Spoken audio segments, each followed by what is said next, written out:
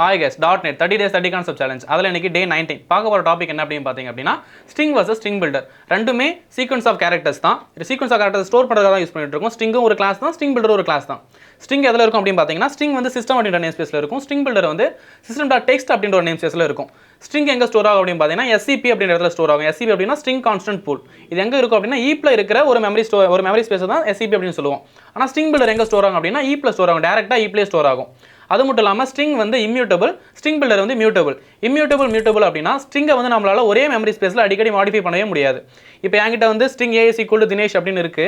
அதை மறுபடியும் என்ன பண்ண போறேன், A plus is equal to Dinesh plus Kumar அப்படின்னு மாத்திரம். தினேஷ் குமார் எனக்கு அவுட்புட் வேணும். ஆனால் இது என்ன மாறி இருக்கும் அப்படின்னா தினேஷ்க்கு தனியாக ஒரு மெமரி ஸ்பேஸ் கிரியேட் ஆயிருக்கும், தினேஷ் குமாருக்கு தனியாக ஒரு மெமரி ஸ்பேஸ் கிரியேட் ஆயிருக்கும். இதனால தான் என்ன சொல்றோம், இம்யூட்டபிள் அப்படின்னு சொல்றோம்.